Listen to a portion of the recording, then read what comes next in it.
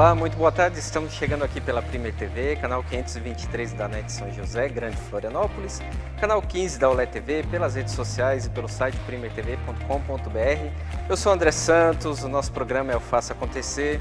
Se você, assim como eu, também é apaixonado por educação, bem-estar e coaching, esse programa aqui também é seu. O nosso programa hoje está mais do que especial. Nós vamos falar sobre educação aqui com as professoras Fernanda Gonçalves e Gisele Gonçalves, elas que são irmãs. Nós vamos aí ter um bate-papo sobre a educação. Além disso, nós temos o Toque de Viagem com a Amanda Larini e também temos aí a presença dela, Nájila Santos, com o Minuto Musical e também cantando. Tudo isso em 1 hora de programa.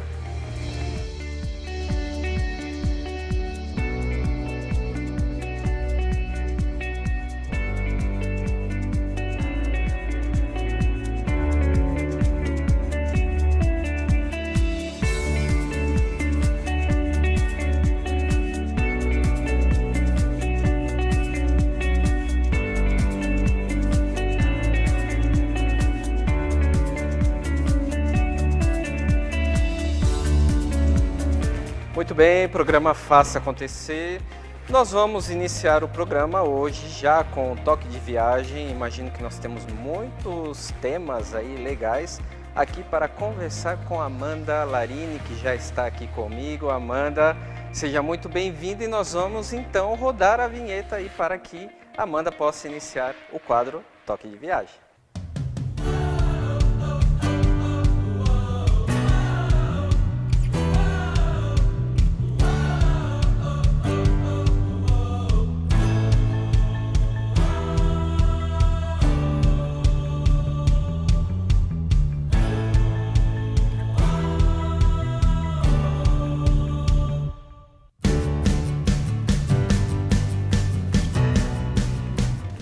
Boa tarde, eu sou a Amanda Larini, da Sem Limites Viagens, e hoje eu estou aqui novamente para falar com vocês sobre o nosso tema tão gostoso, viagens. E para você que está em casa nesse momento de pandemia, que ainda tem o seu tempinho para dar uma programada nas suas próximas viagens, esse é o momento. E nós vamos falar hoje sobre isso. O momento é de programação. A gente já falou anteriormente que a documentação é uma coisa super importante, certo? E hoje nós vamos falar alguns tipos de hospedagem para que você possa entender um pouquinho melhor cada uma delas e também poder escolher qual delas vai ficar dentro do perfil de viajante que você é. Então, nosso primeiro tema de hoje, a nossa programação de viagem, vai falar de hotelaria, resort e o tão famoso glamping. Vou esclarecer para vocês cada uma delas. Nós estamos falando, então, pela nossa primeira opção, que vai ser o resort. O que são os resorts? Quais são as vantagens de ficar hospedado no resort? E qual o tipo de viajante que deve escolher essa opção? Você é um viajante que gosta do descanso, que gosta de aproveitar o bem-estar da sua hospedagem, curte um bom quarto, curte uma estrutura bacana, né? Então, o resort ele vai te proporcionar exatamente isso. Uma estrutura que vai te fornecer tudo aquilo que você precisa para que não precise sair daquele ambiente. Normalmente, nós temos resorts all inclusive, a grande maioria, e também nós temos aqueles resorts que são meia pensão. Meia pensão é o quê? Um café da manhã e o jantar. Porque normalmente você vai pegar uma praia, depois do seu belo café da manhã, são cafés da manhã super fartos, e vai aproveitar o restante do seu dia, retornando para o seu apartamento, só para depois, então, sair para jantar. O resort all inclusive é aquele que inclui todos os tipos de refeição, café da manhã, jantar, chá da tarde, tem snacks durante o dia para você também poder aproveitar com seus pequenos, que a gente sabe que criança gosta bastante de ficar beliscando durante o dia inteiro. E nós temos também as opções à la carte ou até restaurantes e especialidades dentro de cada um dos resorts. No Brasil, nós temos uma gama bem farta de resorts com ótimos serviços, com ótima qualidade. Exterior, Cancún é muito famoso, Punta Cana é muito famoso por seus resorts. Então, nós temos várias localidades com resorts super legais. Mas é para você, viajante, que prefere ficar dentro daquele espaço que o resort proporciona. Certo? Mas não, eu não sou esse tipo de viajante. Ou então, eu tenho crianças, é bacana resort? Para quem tem criança, super bacana. Tá? Vocês vão poder aproveitar o atendimento que o resort dá para os seus pequenos, para que você também possa tirar umas férias bacanas. Então, eles têm um serviço de entretenimento para as crianças específico. Cada resort tem os seus, alguns são pagos à parte, alguns têm babás, para que você possa curtir aquela estendidinha de noite, porque o resort também te oferece uma danceteria. Então, assim, o resort tem tudo dentro dele. Tem atividades, dança, tem música, tem vários bares, vários restaurantes de entretenimentos, tem várias opções de piscina, sauna, spa. Então, essa é a opção do resort. Mas agora nós vamos falar de uma segunda opção. Eu gosto de passear. Então, se você é o tipo de viajante que gosta de sair do hotel, gosta de tomar o seu belo café da manhã e sair, a hotelaria tradicional é sempre uma boa opção, porque você vai passar o dia inteiro fazendo passeios. Você gosta de conhecer lugares diferentes. Então, você vai optar por hotéis bem localizados, que te deem a possibilidade de passear. Contratar passeios para conhecer praias próximas, para conhecer a cidade, para aproveitar, junto com seus familiares, algum parque que tenha próximo. Então, a opção da hotelaria, nós temos ótimas opções de hotelaria também. São serviços 4, 5 estrelas. Tem tantas atividades quanto alguns resorts oferecem, com qualidade de alimentação, de bebidas, mas tudo isso tem um custo à parte. Então, a hotelaria e o resort tem mais ou menos essa diferença. O seu plus você paga para utilizar numa hotelaria normal, e no resort, muitas vezes, você tem incluso. Não quer dizer que sempre tem incluso, porque o serviço de spa no resort é pago à parte. Então, essas opções são válidas para dois tipos de viajante. Um que gosta de descanso, resort.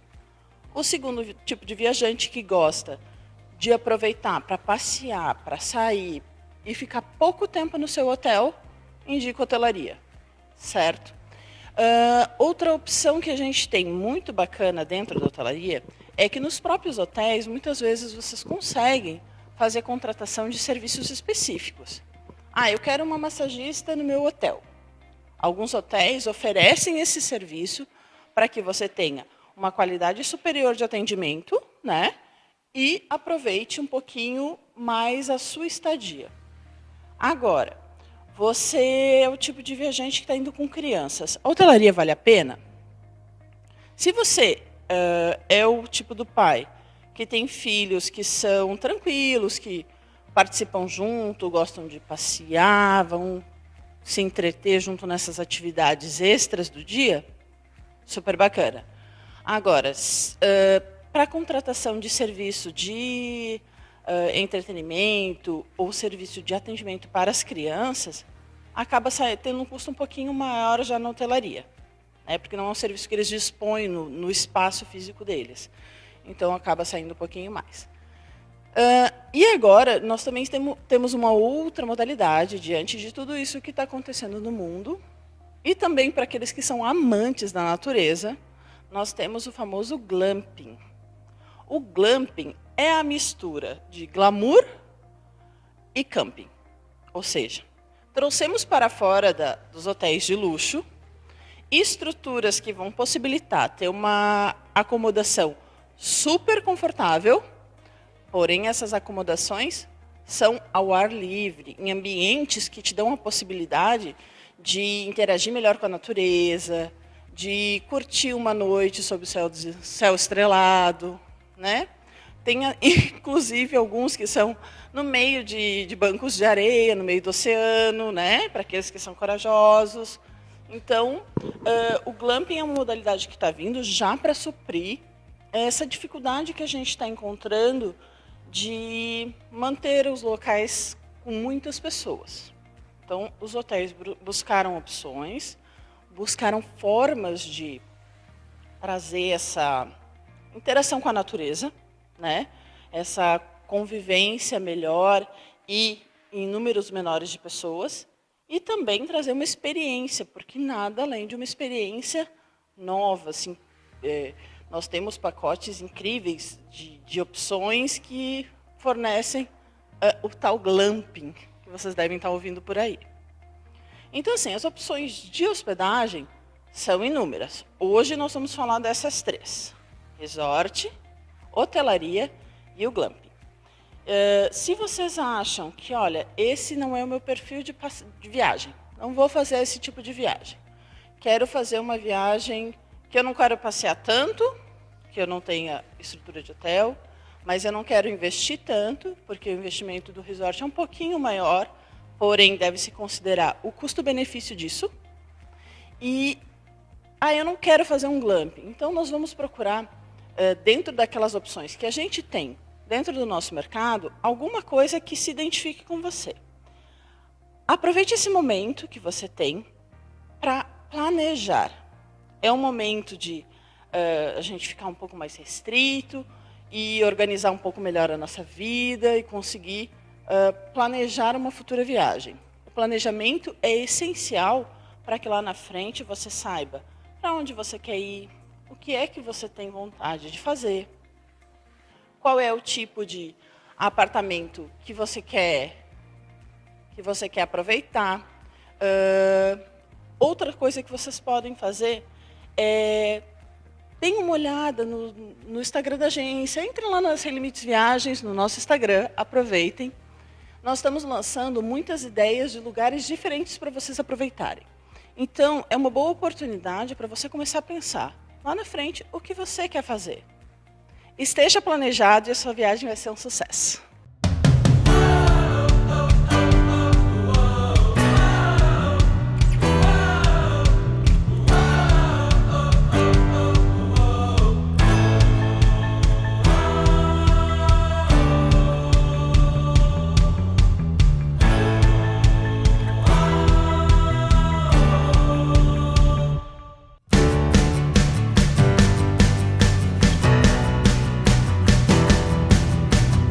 Muito bem, toque de viagem aí com a Amanda. Amanda que hoje trouxe várias dicas aí bem legais. Eu mesmo não conhecia a última opção aí, interessante, né?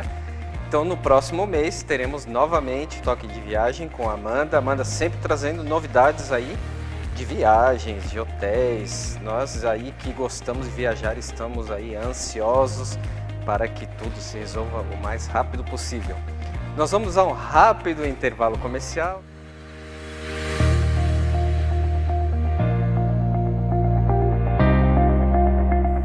Olá, você que está acompanhando o programa Faça Acontecer, o nosso programa é uma produção independente. Por isso, estamos contando com a sua colaboração e contribuição. Está aparecendo aí na sua tela o nosso site da Vaquinha Virtual. Colabore também para que nós possamos continuar com o programa, fazendo sempre acontecer na área da educação, bem-estar e coaching.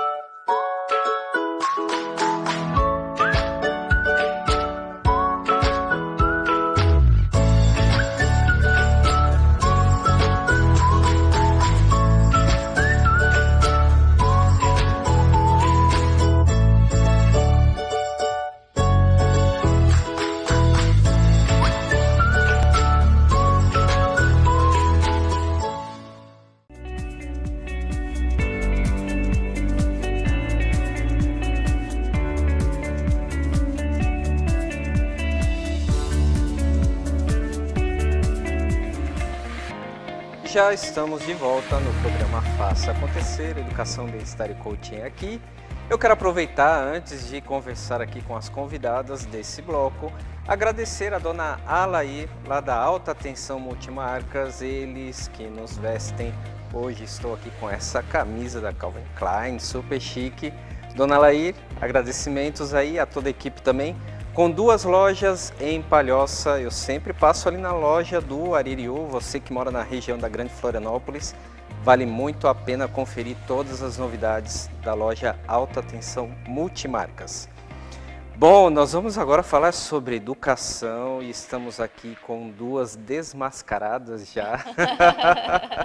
As professoras, a professora Gisele, seja muito bem-vinda, Gonçalves, e a professora Fernanda Gonçalves, elas que são mestre e doutora em educação, então nós vamos aqui falar bastante sobre isso. Sejam muito bem-vindas. Obrigada, uma boa tarde, né? É um prazer para nós estarmos aqui. Queremos agradecer, iniciar agradecendo o convite, né, para participar do programa. Somos irmãs e isso é uma curiosidade bem interessante, porque desde a época da faculdade as pessoas nos perguntavam, inclusive, se éramos gêmeas, mas não, eu sou a mais velha, já adiantando a curiosidade das pessoas. Normalmente as pessoas perguntam, né?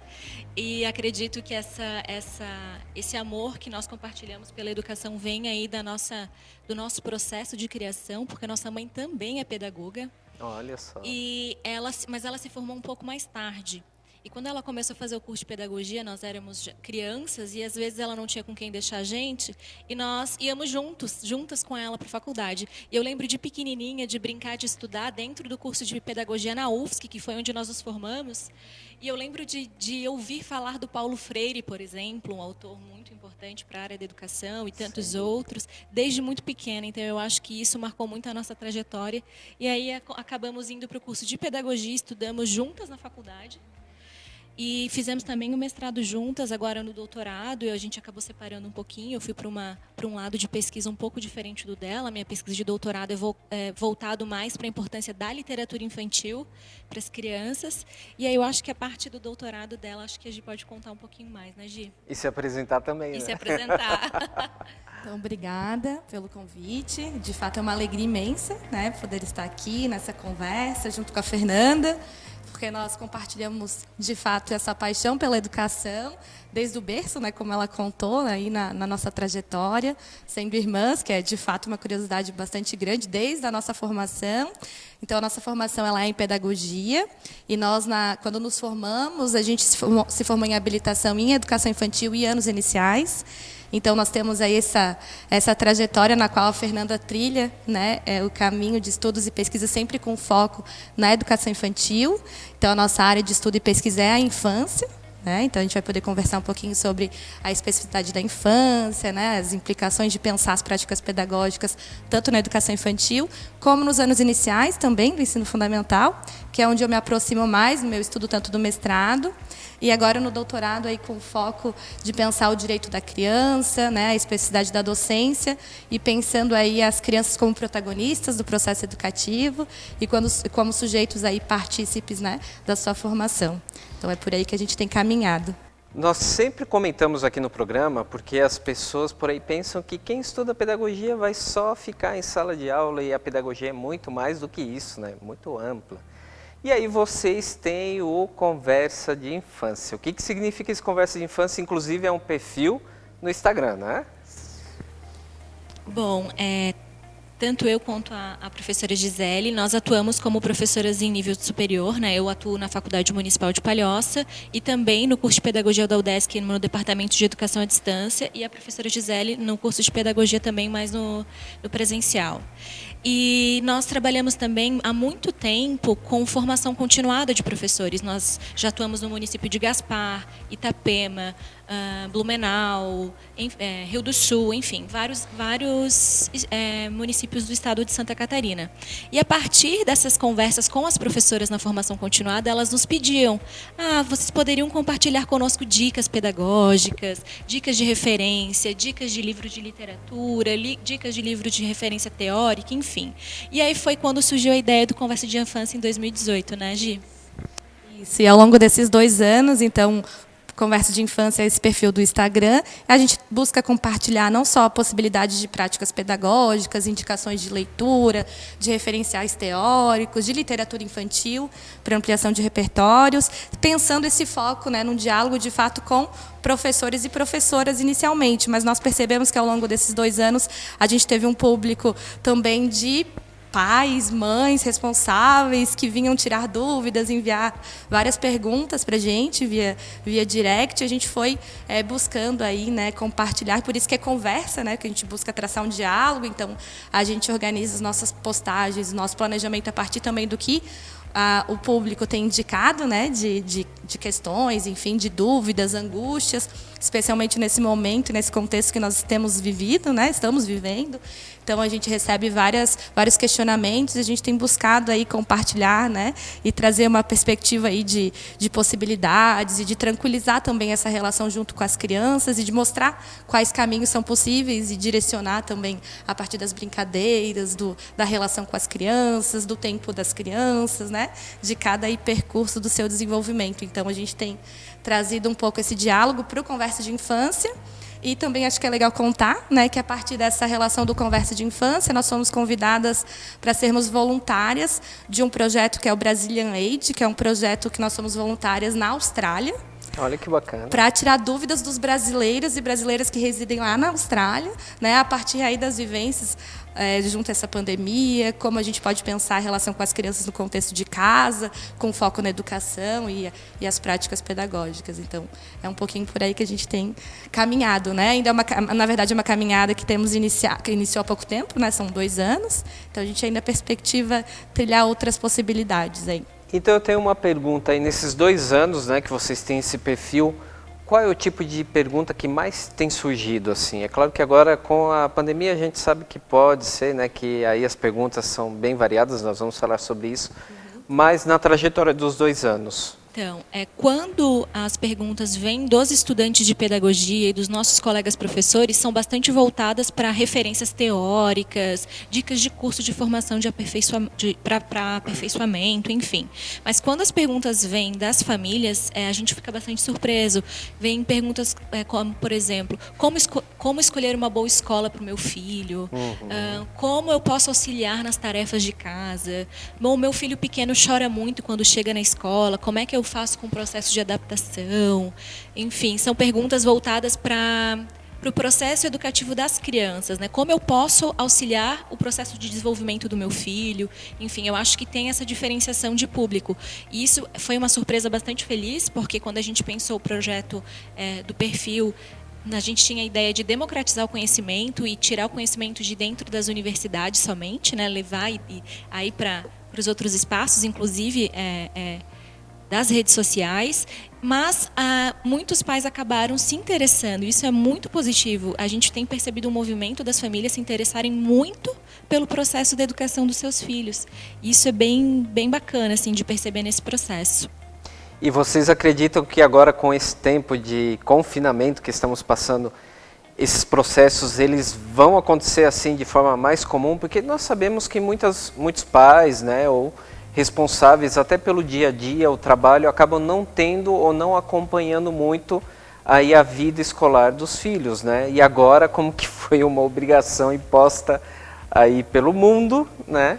E as pessoas se aproximaram nesse sentido. Vocês acreditam que esses processos vão continuar se desenvolvendo dessa forma? Nós temos percebido, inclusive, no Conversa de Infância, né, a partir desses questionamentos que a professora Fernanda aqui coloca, das famílias, dos pais, dos responsáveis, eles estão ressignificando o olhar para a escola, para a educação, né, num processo até de maior valorização dos profissionais, dos professores e professoras, que hoje têm também, né, se reorganizado e se colocado também nesse lugar de buscar outras possibilidades e ferramentas da docência.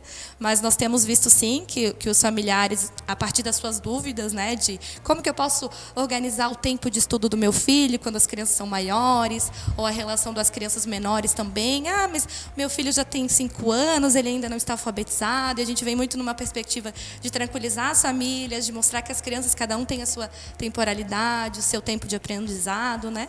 E certamente, com certeza, as famílias agora têm se colocado num outro lugar, né, de perceber essa relação educativo-pedagógica junto com as crianças. Maravilha isso. Professoras, uma pergunta. Brincadeira é coisa de criança, de adolescente ou de adulto? Ótima pergunta.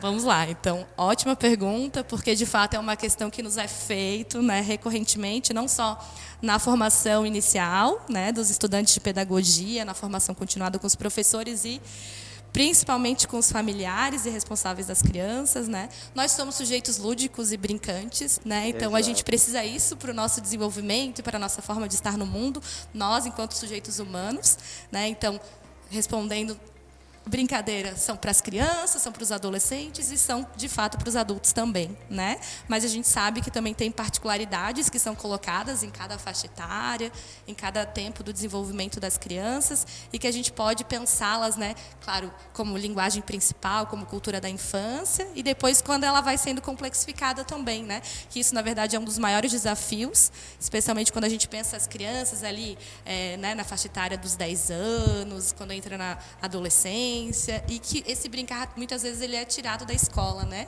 Em detrimento aí das práticas que são escolares, das atividades de estudos, que são fundamentais, certamente, mas que o brincar ele não pode ser secundarizado, porque, inclusive, ele é direito da criança, né? Direito da criança e do adolescente.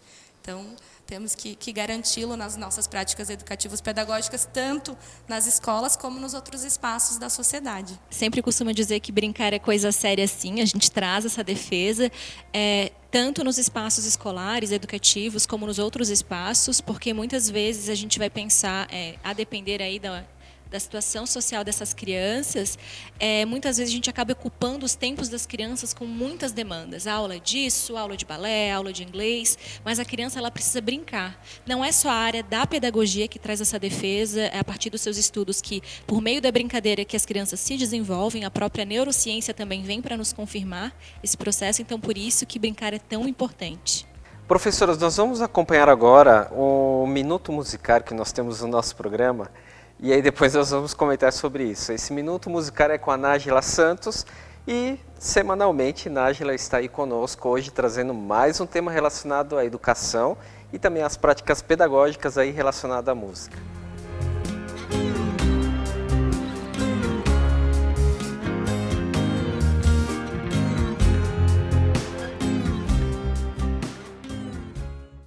Como pode o peixe vivo viver fora d'água fria? Como pode o peixe vivo viver fora d'água fria? Olá! Hoje é o Senhor Peixe que está aqui no Minuto Musical, no programa Faça Acontecer, trazendo algumas dicas de como você pode construir este animal sonoro aí na sua casa. Você conseguiu construir o caranguejo?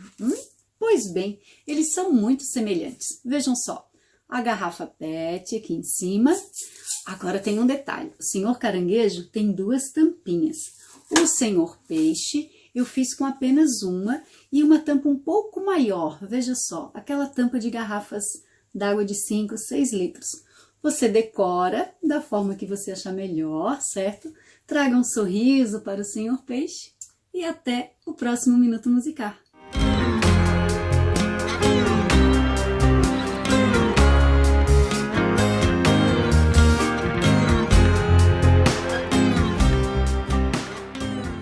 Nájila Santos, grande abraço, estará conosco ainda cantando nesse programa. Professoras, nós vamos comentar aí sobre esse Minuto Musical, aí vocês também como educadoras, mas sabe quando? Depois do intervalo que nós vamos ter agora rapidamente, ok? Nós vamos ao rápido intervalo e na volta vamos continuar aqui o bate-papo.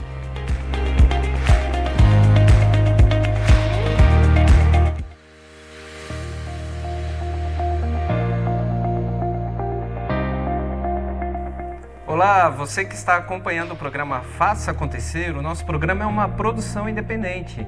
Por isso, estamos contando com a sua colaboração e contribuição. Está aparecendo aí na sua tela o nosso site da Vaquinha Virtual. Colabore também para que nós possamos continuar com o programa, fazendo sempre acontecer na área da educação, bem-estar e coaching.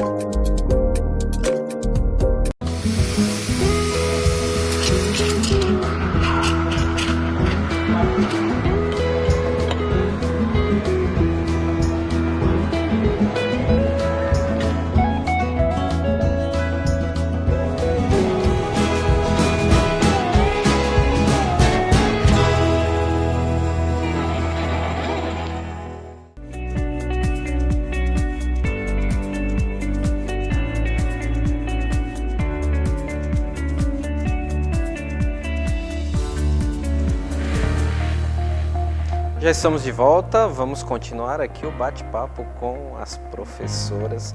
Professoras Fernanda e Gisele, e aí, o que acharam do Minuto Musical?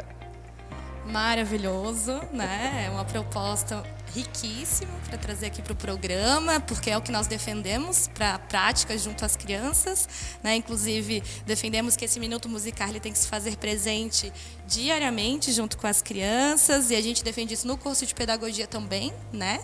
Porque hoje é um desafio, muitas vezes essa musicalização não se faz presente na formação de professores, e é uma defesa, porque nós precisamos garantir que as crianças elas tenham acesso às múltiplas linguagens, né? E a música é uma delas, porque a criança ela é corpo, ela é movimento, e a gente precisa de fato musicar, né? Diariamente com as crianças.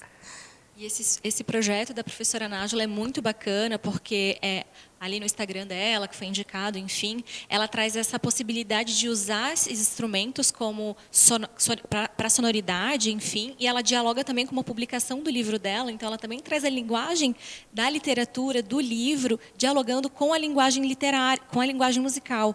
Então ela tem essas diferentes frentes onde a gente pode trabalhar, enriquecer e ampliar os repertórios culturais das crianças, enfim, auxiliar no seu processo de desenvolvimento. Então é muito bacana. Sem dúvida, além disso também pode ser trabalhado ali, ela, inclusive eu já vi a professora comentando em alguns vídeos sobre matemática, né? Porque você pode contar ali as tampinhas, trabalhar cores, infinitas possibilidades e também reutilizar materiais, né? Que isso é o básico de hoje, né? Professoras queridas, eu quero fazer uma pergunta que é sobre a educação. A gente sabe que a educação ela vai se transformando, né? Então, se eu penso na minha educação lá na minha infância e nos dias de hoje, é uma diferença assim, enorme, né? Até pelo uso das tecnologias também. O que nós podemos esperar da educação aí a curto, médio e longo prazo, considerando o cenário atual? Né? Bom, eu acho que nos últimos anos nós estamos passando pelo maior desafio, né, da área da educação. A história aí nos indica que somente na Segunda Guerra Mundial que as crianças passaram tanto tempo longe da escola como estão passando agora, né? Essa incerteza e instabilidade tem gerado, sim, muitas dúvidas em todos os setores, e nós temos defendido e dialogado que é muito importante nós criarmos um diálogo intersetorial, ou seja, nunca foi tão importante dialogar com a medicina, com os médicos, com o pessoal do Ministério Público, para a gente entender e compreender como que a gente vai poder planejar possíveis retornos ou não, porque de fato o que está em jogo no momento agora é a saúde, né? É a saúde das crianças, a saúde dos professores, a saúde das famílias. Então, de fato, eu acho que os professores eles estão se reinventando nesse momento, e as tecnologias, o uso das tecnologias nunca foi tão importante. Então, mesmo aqueles que tinham um pouco mais de dificuldade em se relacionar, foram jogados no fogo. Exato, então aprendendo a lidar.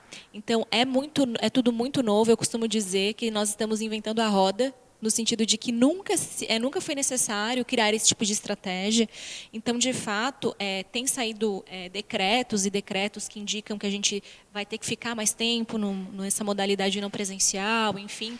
Até essa semana saiu um que pode ser que tenhamos que ficar até dezembro nessa modalidade, Isso. Tudo a depender de como vai ficar essa situação da pandemia.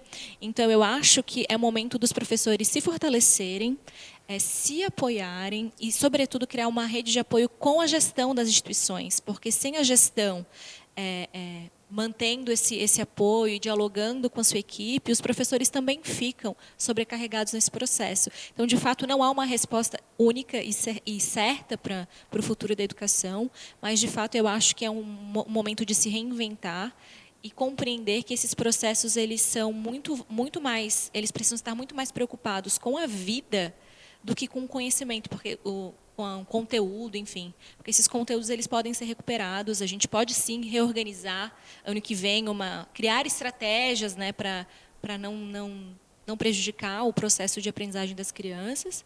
E também pensar que existem crianças que têm diferentes acessos à internet, tecnologia. Então, criar possibilidades para dar conta, né, das diferentes realidades sociais das crianças é muito importante, exige muita sensibilidade. Então, eu acho que isso é fundamental nesse processo também.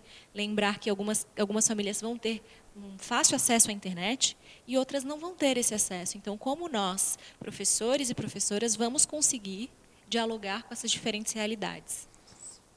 Ou seja, o professor tem que estar preparado para essas diferentes situações, né? Sim. Só para complementar, Sim.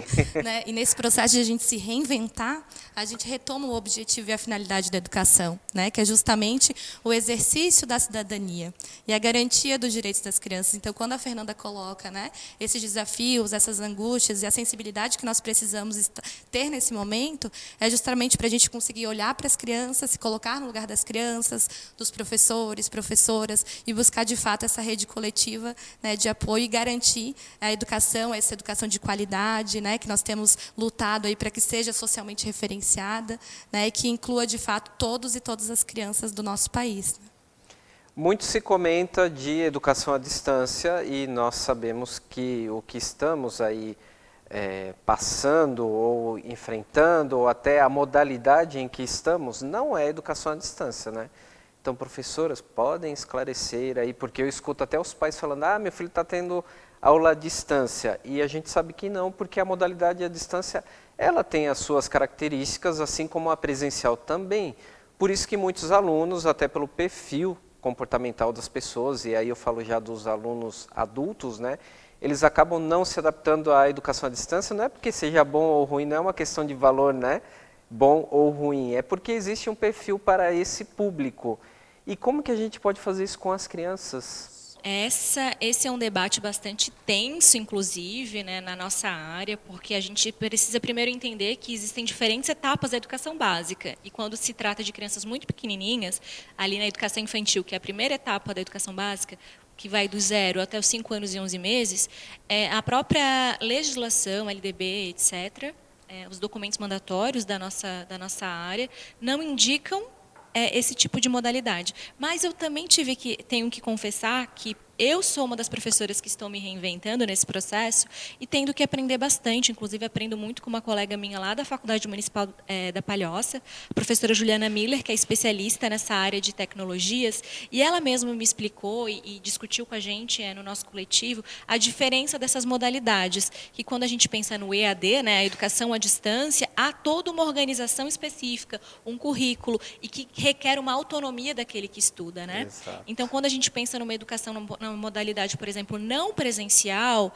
é não presencial no sentido físico, mas o professor ele vai estar criando laços, vínculos, ele vai estar presente no cotidiano dessas crianças. Então, a gente tem pensado que quando se trata, por exemplo, das crianças maiores, sobretudo ali nos anos iniciais, essa figura desse professor é muito importante para as crianças se sentirem conectadas com a escola, né? Então, criar estratégias para que essas crianças estejam nesse processo, né? E se matem a saudade, porque as crianças ficam com saudade da escola, mas também entendendo que o uso das tecnologias tem toda uma especificidade, como, por exemplo, o tempo prolongado na frente das telas. Então, tudo isso precisa ser considerado no planejamento dos professores.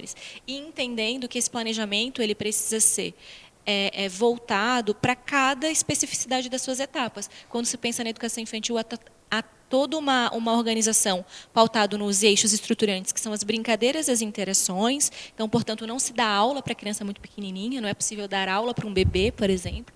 Então, eu acho que os professores de educação infantil estão criando estratégias para criar manutenção de vínculos e preservar a identidade dessas crianças, a identidade dessa especificidade, né, que demarca a primeira etapa. Então, acho que cada modalidade ela traz as suas particularidades, assim como no ensino superior, que é o que nós estamos vivendo também, né? Lá na FMP nós estamos trabalhando na modalidade não presencial, mas é sempre procurando manter esse vínculo com os acadêmicos, dando aulas, usando várias estratégias, várias ferramentas aí que estamos aprendendo, eu estou aprendendo a lidar, enfim. Confesso que no início tive resistência e estou me surpreendendo positivamente como as tecnologias podem sim ser uma aliada bem interessante no processo de educação. Tudo que é novo causa resistência, né? Então é normal. Professoras, o tempo aqui, a sensação que nós temos é que passa devagar, mas ele passa rápido, já estamos terminando.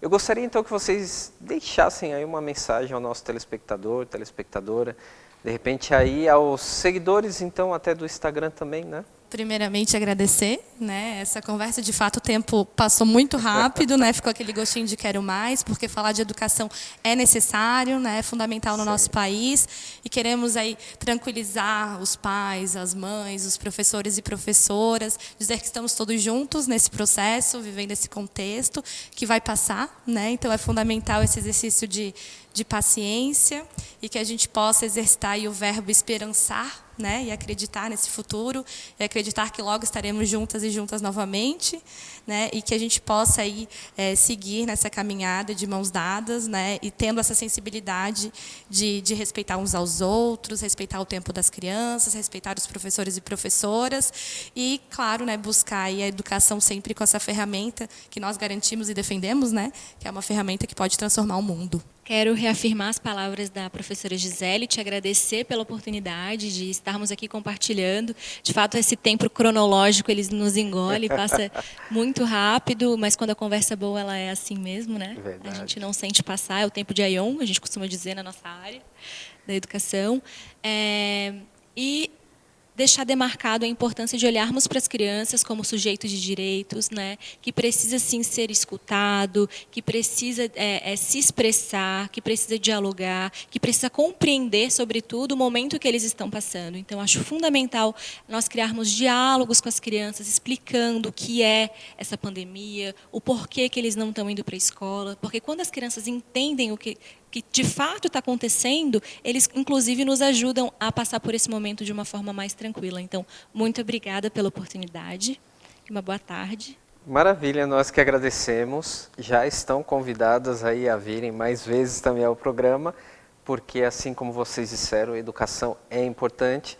É um dos eixos aí do nosso programa. Estamos sempre aqui falando sobre educação, bem-estar e coaching. Então, estão convidadas a virem mais vezes.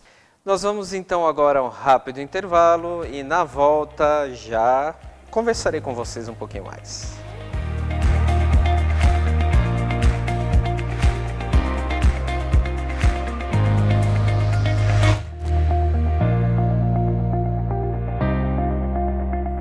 Olá, você que está acompanhando o programa Faça Acontecer, o nosso programa é uma produção independente. Por isso, estamos contando com a sua colaboração e contribuição. Está aparecendo aí na sua tela o nosso site da Vaquinha Virtual. Colabore também para que nós possamos continuar com o programa, fazendo sempre acontecer na área da educação, bem-estar e coaching.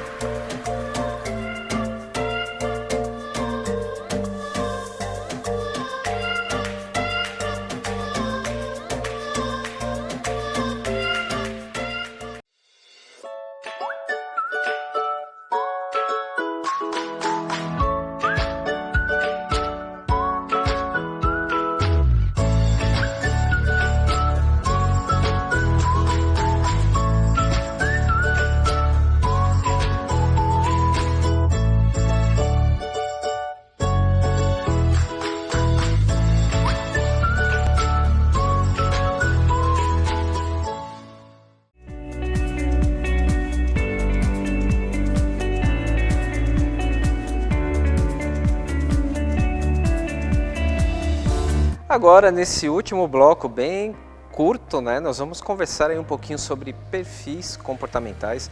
Mas antes eu quero aproveitar, quero falar sobre os produtos do programa Faça Acontecer. Nós temos então a caneca do nosso programa, temos aí também a camiseta que está lindíssima, super colorida. E temos os livros aqui que eu escrevi também, inclusive hoje eu vou comentar sobre um deles que será publicado agora neste próximo mês. Além disso, quero também chamar a atenção, porque aqui atrás nós temos um pacote, os nossos convidados hoje estão provando aí as delícias lá do Danilo Lopes, ele que trabalha aí com doces, né? Então hoje aqui deixou para os nossos convidados também. Além do café Grãos do Brasil, que estamos sempre saboreando aqui no nosso programa. Bom, vamos conversar agora um pouquinho sobre perfil comportamental.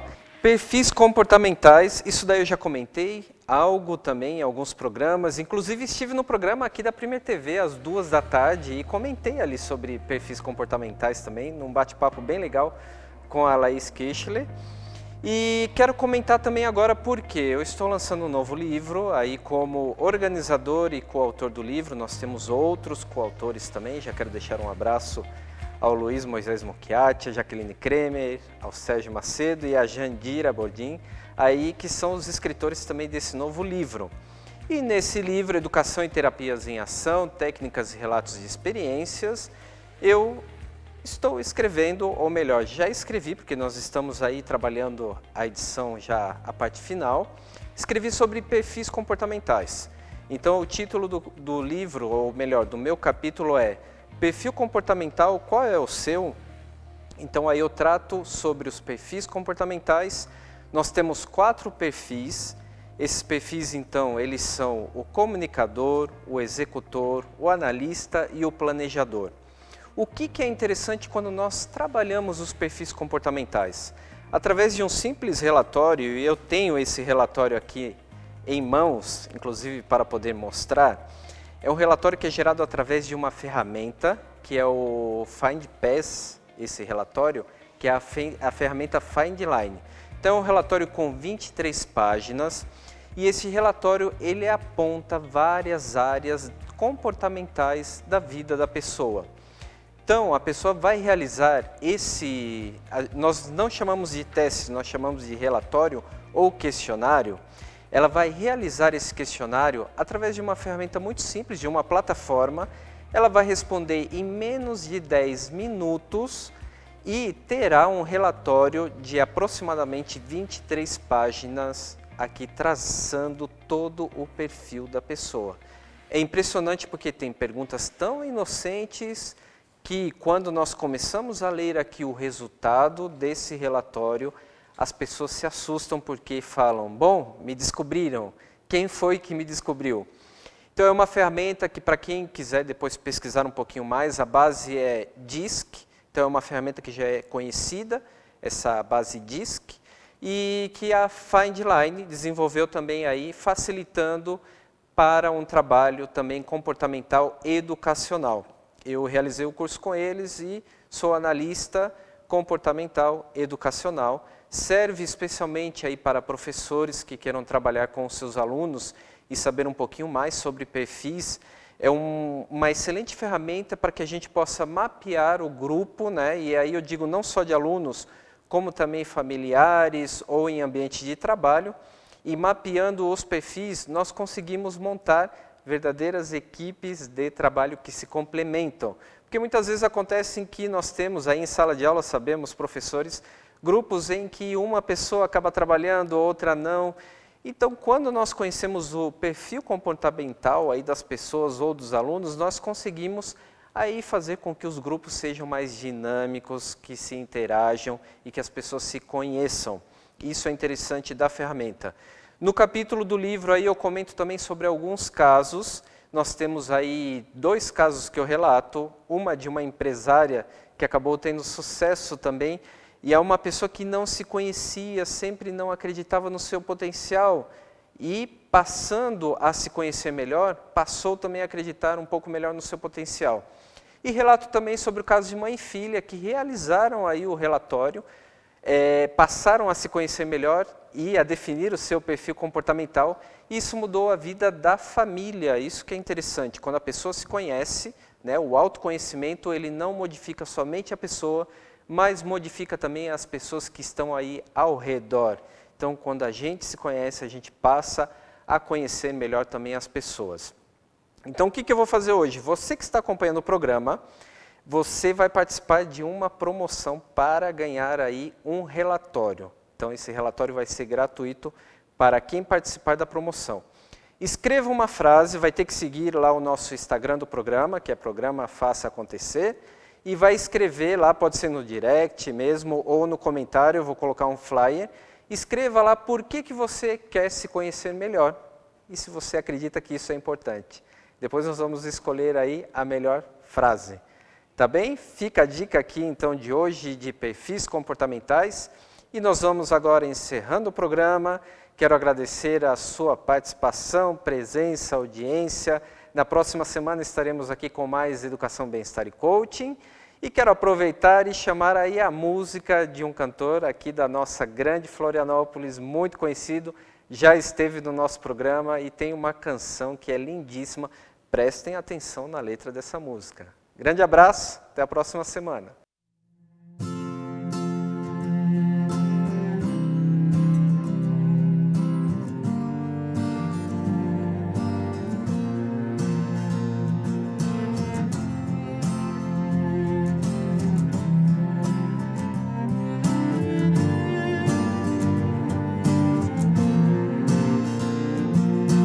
Guarda-chuva aberto no meio da sala, um pingo que cai no meio do mar, a porta que fecha entre o quarto e a mala, os passos que levam as mãos a garimpar. É preto o vestido, cinza o tom, o abraço é sofrível, da cor do batom. Como e quando vou viver, pode até não dar, morrer é o suspense do viver. Como e quando vou fazer, posso até esperar, morrer é o suspense do viver. O mundo muda, você pode até mudar de lugar, mas o lugar não muda, não muda você. O mundo muda, você pode até mudar de lugar, mas o lugar não muda, não muda você.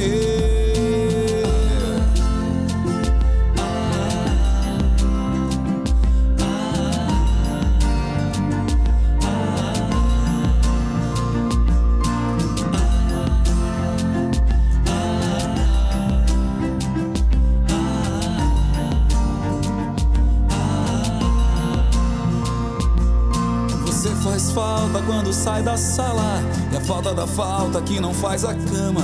O espelho me diz quem é você. Vou embora pra então saber, e vou fugir do aparente real. Vou cair, levantar, até mentir, abraçar, desejar e amar.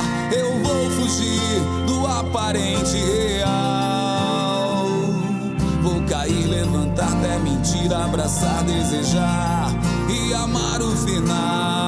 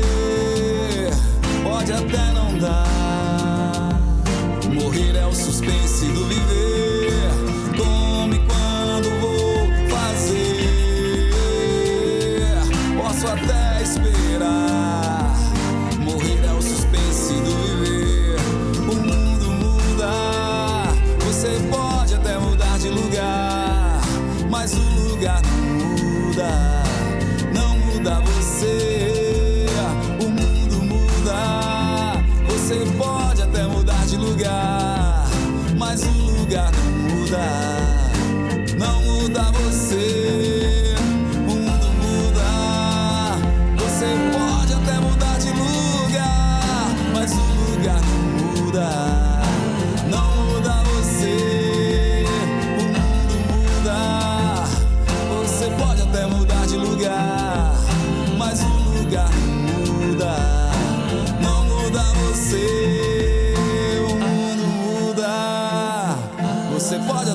mudar de lugar, mas o lugar não muda. Não muda você, o mundo muda. Você pode até mudar de lugar, mas o lugar não muda.